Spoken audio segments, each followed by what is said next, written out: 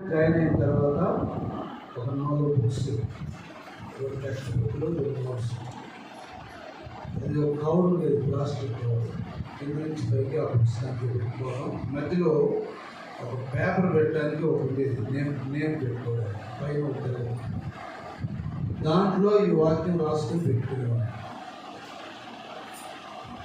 రక్షణ పాత్రను చేతపుచ్చుకొని యెహోవా నామమున ప్రార్థన చేసేదని రెడ్ టాల్పెన్తో రాసి దాంట్లో పెట్టుకొని కాలేజీకి వెళ్తే చేతుల్లో బుక్స్ ఉంటాయి, కానీ ఇక్కడ దేవుని వాక్యం ఉంటుంది.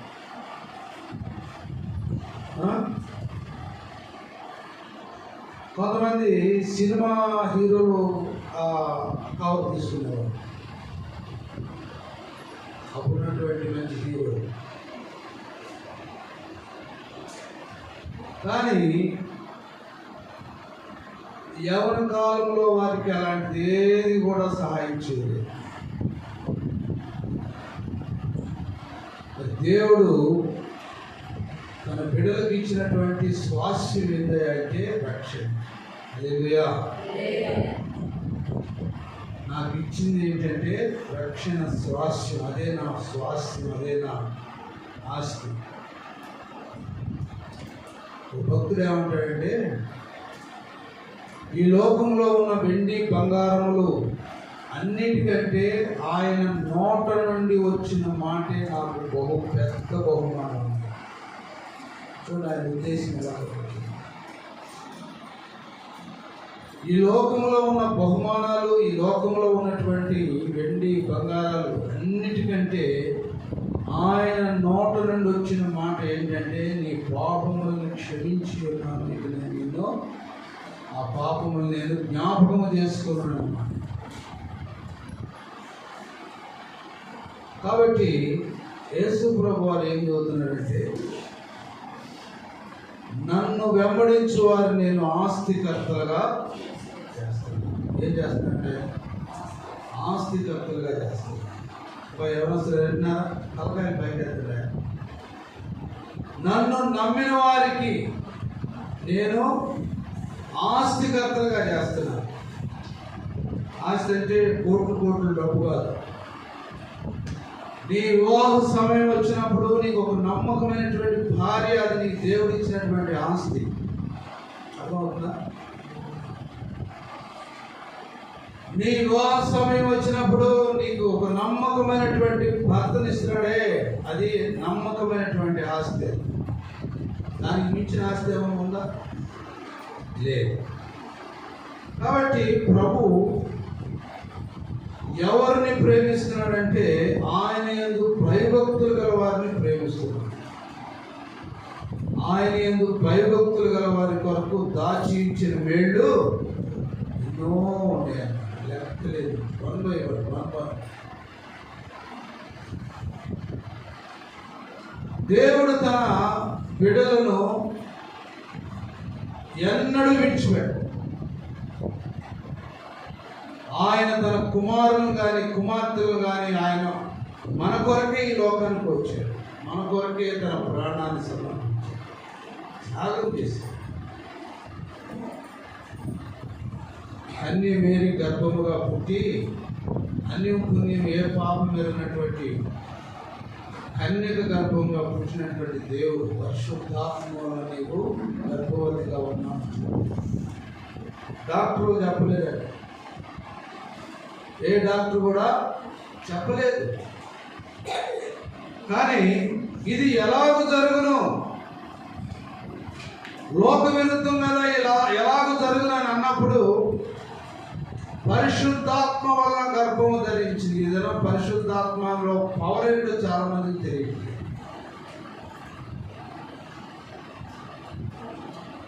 ఒక వింతైనటువంటి కార్యం దేవుడు ఒక స్త్రీ గర్భంలో దాన్ని ధరించాడు. పరిశుద్ధాత్మ అంటే దాన్ని ఎలాగో వర్ణించాలో కూడా నాకైతే ఎంత చెప్పినా దానికి కంక్లూజన్ అంటే క్లోజింగ్ ఉండదు అన్నమాట.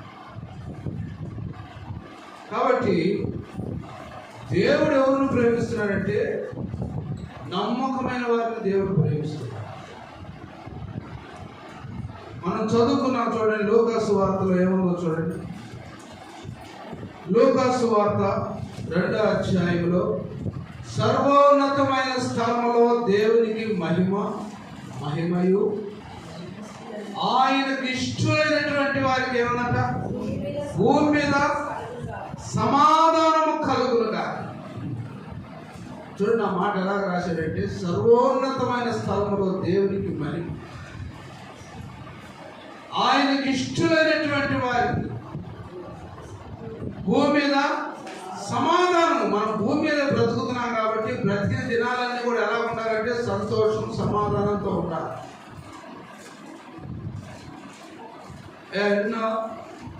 బ్రతికినంత కాలం భూమి మీద బ్రతుకుతావు, చంద్రమండలంలో బ్రతకలేవు. కానీ భూమి మీద బ్రతికినంత కాలం దేవుడిచ్చిన సమాధానాన్ని చూసుకోవాలి. మనుషులు ఇచ్చే సమాధానం, ఈరోజు నీకు కండవ కప్పుతారు, శాలువ కప్పుతారు, పోదండ వేస్తారు, అది కొంచెంకాలం ఉంటుంది అన్నమాట.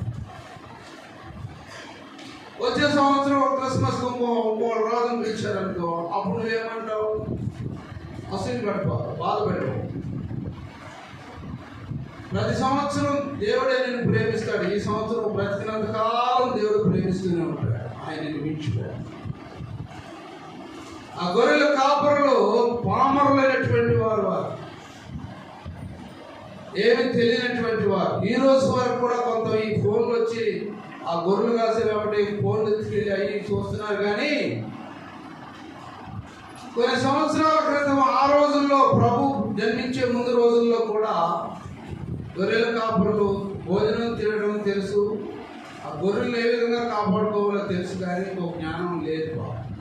అలాంటి వారికి దేవుడు ఎంతో గొప్ప ఆశ్చర్యమైనటువంటి వెలుగు తీసుకొచ్చారు. ఇదిగో ప్రజలందరికీ కలుగు మహాసంతోషకరమైనటువంటి శుభవర్తమానం నేను మీకు తెలియజేస్తున్నాను. దావీదు పట్టణమందు నేడు రక్షకుడు మీ కొరకు పుట్టి ఉన్నాడు, ఆయనే ప్రభు అయినటువంటి క్రీస్తు. ఈ మాటలు ప్రపంచమంతా కూడా నమ్మింది. ప్రపంచమంతా కూడా ఈ మాటలకి ఆమోదం తెలిపింది అన్నమాట. ఏదో కలదాకి కొంతమంది దుర్మార్గులు దుష్టులు వ్యతిరేకిస్తారు, కానీ జ్ఞానం గల వాడు అందరూ కూడా సైంటిస్టులతో సహా కూడా ఈ మాటలు ఒప్పుకున్నారు. కొంతకాలం వాళ్ళు తిరుగుబాటు చేశారు, కానీ వారికి ఎక్కడ కూడా ఆధారం దొరకలేదు. దాన్ని ఆ దూత చెప్పిన మాటలు విని వాళ్ళు చాలా తొందరపడ్డారు. ఎప్పుడెప్పుడు వెళ్ళి ప్రభువుని కలుసుకున్నాం, అది దేవుని ప్రేమ. ఆకాశం నుండి ఒక వెలుగైన దూత వచ్చి, భయపడతాయా, మీరు భయపడద్దు, ఇదిగో నేను ఫలానా. నేను చెప్పే సుసమాచారం, గుడ్ న్యూస్ ఏంటంటే ప్రజలందరికీ కలుగు మహాసంతోషకరమైన సువర్తమానం. మామూలు అట్రాక్ట్ కాదు. పరిశుద్ధుడైనటువంటి దేవుడు మానవుడిని కాపాడి ఆయన పాపముల నుండి విమోచించే దేవుడు మన భూలోకానికి రాబోతున్నాడు. ఇదొక శుభవర్తమానం తెలియజేస్తున్నాను. దావీదు పట్టణమందు రక్షకుడు మీ కొరకు, రక్షకుడు పుట్టాడండి. మనకి ఎంత గొప్ప భాగ్యవంతులో తెలుసు. మనం రక్షకుడు ఉదయించినాడట మన కొరకు, పరమ రక్షకుడు ఉదయించాడట. తర్వాత భక్తుడు ధవళవర్ణుడు రక్తవర్ణుడు అని పోల్చాడు, అతి సుందరుడు అతి పరిశుద్ధుడు అని పోల్చాడు. ఇంత గంభీరమైనటువంటి నాద స్వరాలు మన దేవుడికి తప్ప ఇంకెవరు కూడా లేవు. అన్ని మన దగ్గర నుంచి కాపీ కొట్టినాడు.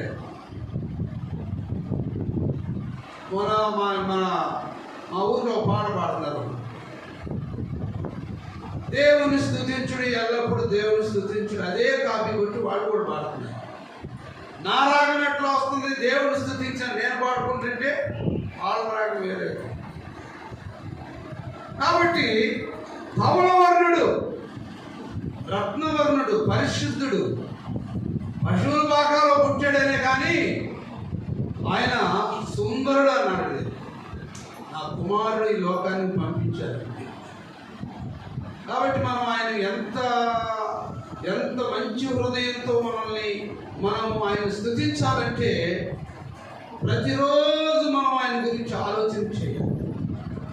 నీ బిడ్డల కొరకు, నీ భవిష్యత్తు కొరకు, నీ ఇంటి వారి కొరకు, నీకున్న సమస్తం కొరకు, నీ శరీరం కొరకు ఏ విధంగా నువ్వు ఆలోచిస్తున్నావంటే అంతకంటే కూడా దేవుడిని కనుక నువ్వు జ్ఞాపకం చేసుకుంటే దేవుడు నీకు మంచి భవిష్యత్తు ఇస్తాడు, మంచి ఆరోగ్యం ఇస్తాడు. ఘనురాలు అంటారు దేవుడిని. ఘనుడు అంటాడు నమ్మకమైనటువంటి వాడు. మోషేని ఏమన్నాడు దేవుడు? నా ఇల్లంతటిలో నమ్మకమైనటువంటి వాడు. అహరోను నమ్మలేదమ్మా. నా ఇల్లంతటిలో నమ్మకమైనటువంటి వాడు మోషే. ముఖాముఖిగా నేను దర్శనమిస్తున్నానన్నాడు. ఎందుకు? ఆయనకు ఇష్టమైనటువంటి ప్రజల మధ్య భూమి మీద ఏముంది? సమాధానం ఉందన్నమాట. క్రిస్మస్ అంటే సమాధానం. 5వ తారీఖు ఒక క్రిస్మస్ ఆరాధనలో నేను వాక్యం చదువుతున్నప్పుడు పొద్దున శేఖర్ గారు కూడా నేను షేర్ చేసుకున్నాను. చాలా మంది నొచ్చుకున్నారు యవనస్తులైనటువంటి వారు. యూత్ క్రిస్మస్ అంట. యవనస్తులు అందరూ దొంగలందరూ చేరి క్రిస్మస్ పెట్టుకున్నారు. ఆ భాస్కర్ నన్ను పిలిచాడు. నేనే వాళ్ళు అక్కడ వైఖరి చూస్తే ఆ యవనస్తులు క్రిస్మస్లో ఒక్కడు కూడా నాకు నచ్చినోడు ఒక్కడు కూడా లేడు. సరే వాడు జుట్టు చూసానా అది కూడా నచ్చలేదు, వాడి ప్యాంట్ షర్ట్ చూసానా అది కూడా నచ్చలేదు, ఇంకా వాడు మాటలు చూస్తే అక్కడ నాకు ఇంకెందుకు లేదు అసలు ఏం బాగా. ఎవరికి సమాధానం అన్నాడు దేవుడు భూమి మీద? ఆయనకు ఇష్టలైనటువంటి వారికి భూమి మీద సమాధానం. ఇష్టం లేకపోతే, దేవునికి నీవు ఇష్టడుగా బ్రతకపోతే, నీ శరీరాన్ని, నీ యవన జీవితాన్ని, నీ బ్రతుకుని దేవుడికి ఇష్టంగా నువ్వు బ్రతకలేకపోతే అది వ్యర్థం అన్నాడు. ఏదైనా చేసినా వ్యర్థం. 2 లీటర్లు పాలు పోసి జీడిపప్పు వేసి నాకేదో ఏ పప్పు మా పప్పు మా భాష కూడా తెలుసు. నేను ఎప్పుడు తెల్లా పప్పు ఏ శనగపప్పు, పుచ్చగింజల పప్పు అండి. తర్వాత ఇంక ఎన్నెన్ని వేసినా కూడా దాంట్లో పంచదార అయిపోతే, బెల్లం అయిపోతే ఏమైనా తీసిపోతుందా? రుచి వచ్చింది ఏమన్నా తిన్నావు ఎప్పుడైనా? కాబట్టి ఎన్ని చేసినా దేవునికి ఇష్టడుగా లేకపోతే మాత్రం క్రిస్మస్ అనేది లేదు. ఉన్నట లేదు. చాలా ఖర్చు పెట్టారు. నాకే 5,000 రూపాయలు కానిపించారని మీరు అర్థం చేసుకోండి. నేను అనుకున్నాను, ప్రభా ఎంత డబ్బు ఖర్చు పెట్టారు, ఈ యవనస్తుల్లో ఒక్కరు కూడా రక్షించబడలేదు, ఒక్కరు కూడా చదువు డిగ్రీ వరకు చదివేయలేదు. కాబట్టి ఆయనకి ఇష్టలైనటువంటి వారికి భూమి మీద సమాధానం కావాలి. చూడండి, నేను 103 అనుకుంటాను. దావీదు కీర్తనలో ఒక మాట చూడండి. 103 దావీదు కీర్తనలు 17వ వచనం చదవండి. ఎవరైనా ధవళవర్ణుడా మనోహరుడా రత్నవర్ణుడా నా ప్రియుడా, ధవళవర్ణుడా మనోహరుడా రత్నవర్ణుడా నా ప్రియుడా, స్తుతి పాడెదనే ప్రతిదినము, స్తుతి పాడుటెనా అతిశయము, స్తుతి పాడెదనే ప్రతిదినము, స్తుతి పాడుటెనా అతిశయము. ధవళవర్ణుడు రక్తవర్ణుడు ఆయన నా ప్రభు, నన్ను ఇష్టపడి నన్ను తన కుమారునిగా చేస్తున్నందుకు సంతోషిస్తున్నాను. 103 దావీదు కీర్తనలు 17వ వచనం. ఆయన నిబంధనను గైకొనుచు, ఆయన నిబంధనను గైకొనుచు, ఆయన కట్టడలను అనుసరించి, ఆయన చట్టములను కట్టడలను అనుసరించి నడుచుకున్న వారి మీద. చూడండి, ఆయన నిబంధన, ఆయన కట్టడలను అనుసరించి నడుచుకున్న వారి మీద. యెహోవా యందు భయభక్తులు గలవారు. మూడో మాట ఏంటి? యెహోవా యందు భయభక్తులు కలిగిన వారి మీద ఆయన కృప యుగయుగములు. ఆయన కృప యుగ యుగములో ఉంటుందండి. ఒక రోజు మాట కాదు, 2 రోజుల మాట కాదు. ఈ క్రిస్మస్ లో కనబడినటువంటి యవనస్తుడు ఇంకో క్రిస్మస్ లో కనబడ్డు. ఈ 10 మంది గ్యాంగ్ చేయని తల్లిదండ్రుల్ని హింసించి, తల్లిదండ్రుల దగ్గర డబ్బులు వసూలు చేసుకొచ్చి, పెద్ద పెద్ద స్టార్లు కట్టి, ఏదో క్రిస్మస్ ఆరాధన నా ఒకటి సేవకుని పిలిపించుకుని వాక్యం చెప్పినందువల్ల నీకు ప్రయోజనం లేదు. ఉందా? ప్రయోజనం ఉందా?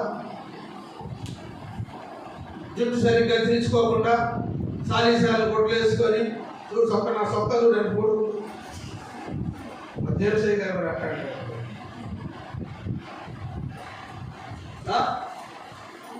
ఏం ప్రయోజనం?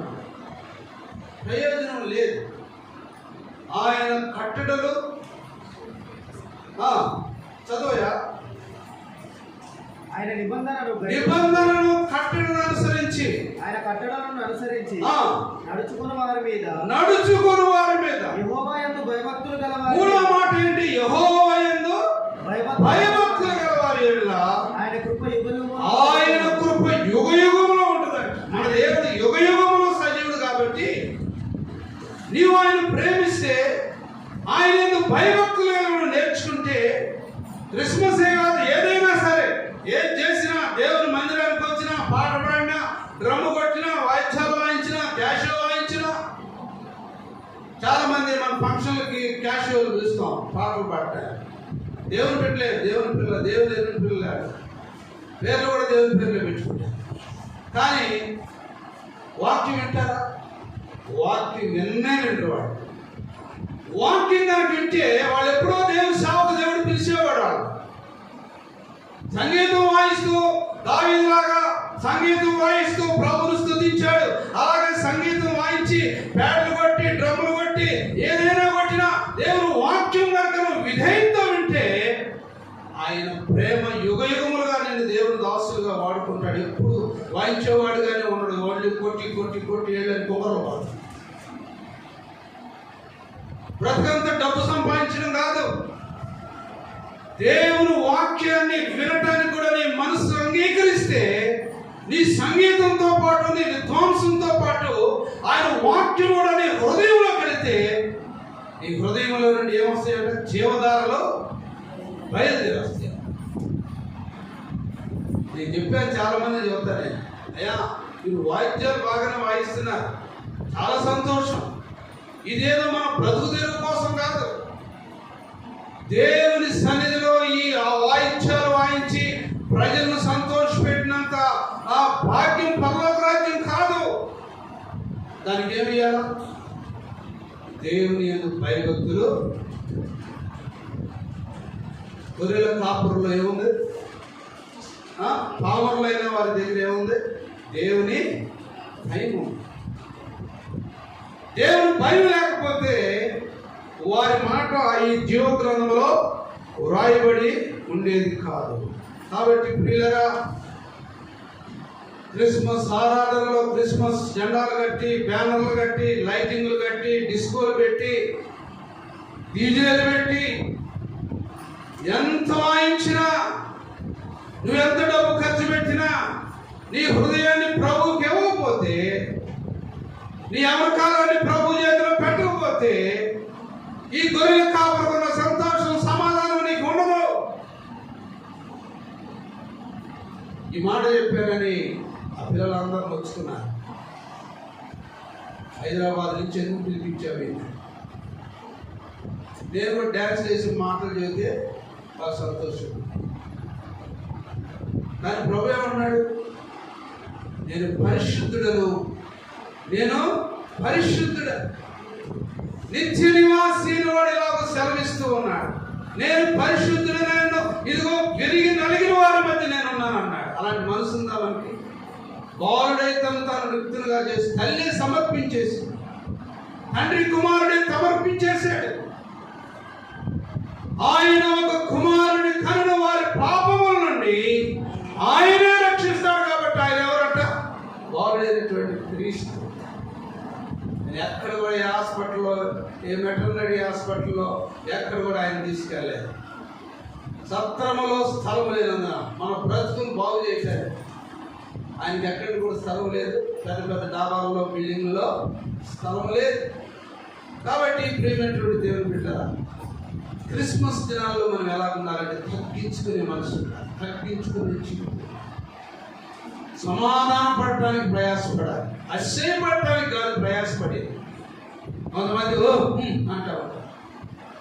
అది ప్రభు దగ్గర పనికి రావాలి. దేవుని రాజ్యంలో అసలు పనికి రాదు.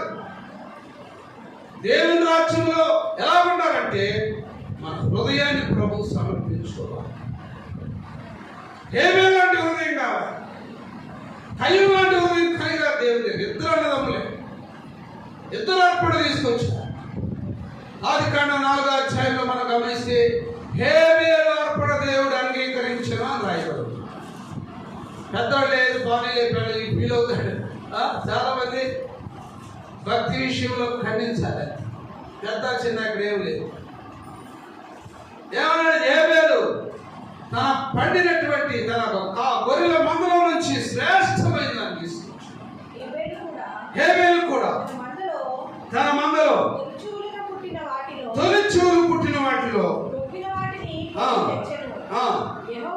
యెహోవా, చూడండి మాట బాగా అర్థం చేసుకోండి. యెహోవా హేబేలు అర్పణ, హేబేలును అతను తెచ్చినటువంటి బహుమానాల అర్పణను లక్ష్య పెట్టెను.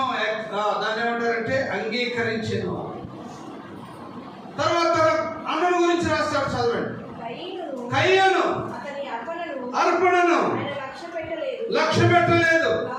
కాబట్టి కయ్యూనుకు కోపం వచ్చిందన్నమాట.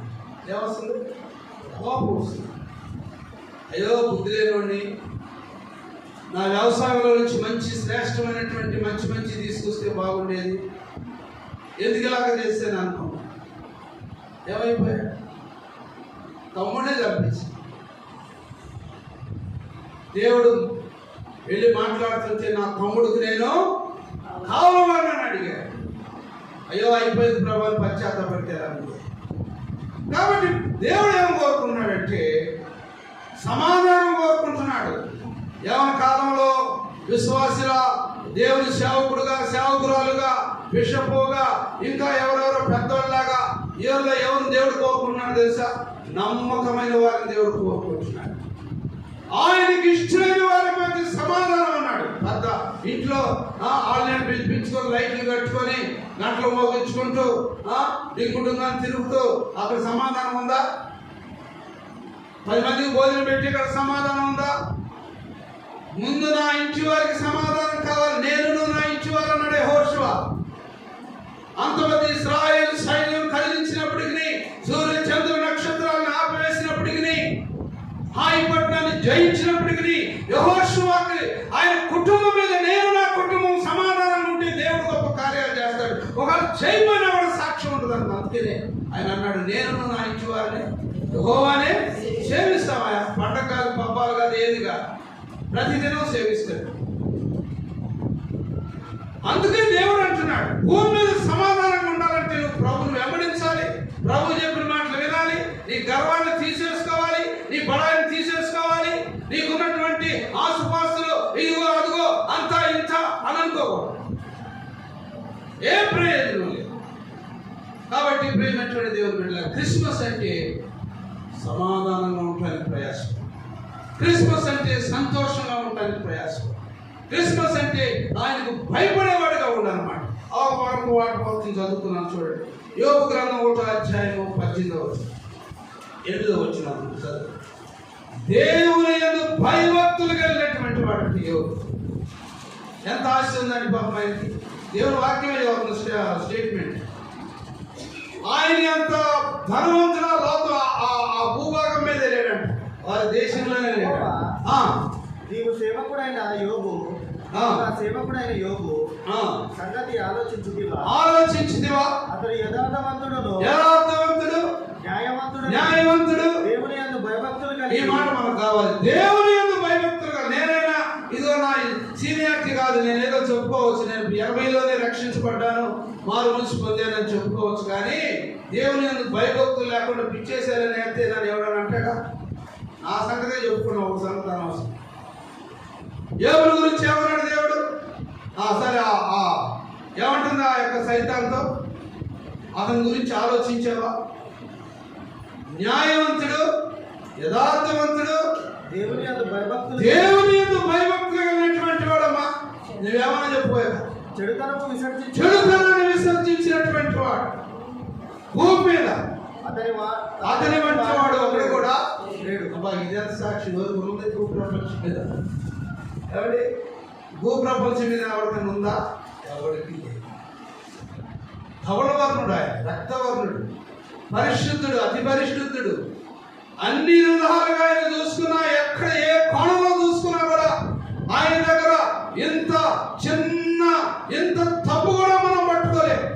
చాలా మంది ప్రయత్నం చేశారు తప్పులు పట్టాలి, ఎంతో రీసెర్చ్ చేశారు, DNA చేశారు. కానీ ఏ రక్తం, ఆ తల్లి రక్తం తప్ప ఏ రక్తం కూడా తల్లి కలవదు. అది క్రిస్మస్, అది సంతోషం. కాబట్టి మనం కూడా ఎప్పుడు ఈ క్రిస్మస్ అదిగో ఇదిగో అనకూడదు. ప్రభా, ఇదిగో నాయన ఎంత తీరున్నాయి నీ సన్నిధిలో ఎదుగుతాను. ఓ పరిశుద్ధుడా, ఇదిగో నా కొరకు నువ్వు వచ్చావు, నేను తగ్గించుకుంటాను ప్రభా, నా ఇంటికి సమాధానం తెచ్చుకుంటాను ప్రభా, నా ఇంట్లో సంతోషం తెచ్చుకుంటాను ప్రభా అని మనం ప్రార్థన చేస్తే దేవుడు తప్పకుండా మనకి ప్రతిరోజు సంతోషం ఇస్తాడు. అది క్రిస్మస్ సందేశం. ప్రార్థన చేసుకున్నాం. ప్రభా, ఇదిగోనైనా ఈ మాటలు మీరు మమ్మల్ని దీవించి ఆశీర్వదించారు. ఆయనకి ఇష్టమైన వారికి భూమి మీద సమాధానము కలుగునుగా చెప్పారు. ప్రభా, గొర్రెల కాపరులు కామర్లైనప్పటికీ మీరు అలాగా చెప్పి వెళ్ళిపోయారు. వారికి మార్గం చూపించి ఉన్నారు ప్రభా. వారు నేరుగా ఒక నక్షత్రాన్ని ఆధారం చేసుకుని జ్ఞానులు, గొల్లలు ఎట్టకేలకు అక్కడికి వెళ్ళి ప్రభా ఇదిగో నిన్ను స్తుతించారు. బంగారము, సామ్రాణి, కోడములు విలువైనటువంటివి సమర్పించారు. ప్రభా, ఈ క్రిస్మస్ సీజన్లో మా కఠినమైన హృదయాన్ని మేము సమర్పించుకుంటాం, మా గర్వం హృదయాన్ని మేము సమర్పించుకుంటాం ప్రభా. అయ్యా, ఇదిగో నీ పాదముల యొద్ద మా యొక్క స్థితి అంతా కూడా మేము చెప్పుకుంటాం. ఆయన పరిశుద్ధుడా, పరలోకపు తండ్రి, ఒక్కసారి మీరు మమ్మల్ని జ్ఞాపకం చేసుకోనండి. మా క్రిస్మస్ చేసేటువంటి యూత్ని కానీ, మా క్రిస్మస్ చేసుకునే సంఘాలను కానీ మేము జ్ఞాపకం చేసుకుంటున్నాం ప్రభా. వ్యర్థమైన వాటిని ఆచరించకుండా, ఏదో లోకపోకడలో లోకం వైపు పరిగెత్తకుండా ప్రభా, ఇదిగోనైనా మా హృదయాలనే ఒక నక్షత్రం వెలిగించుకుంటాం ప్రభా. నా ఇంటి వారందరూ నేను రక్షించుకుంటాను ప్రభా అని మనం ప్రార్థన చేసుకుంటున్నాము తండ్రి. ప్రభా, మీరు మాకు సంతోషము, సమాధానం దయచేయము. యేసు పరిశుద్ధ నామములో వేడుకొని ప్రార్థన చేస్తూ ఉన్నాము తండ్రి.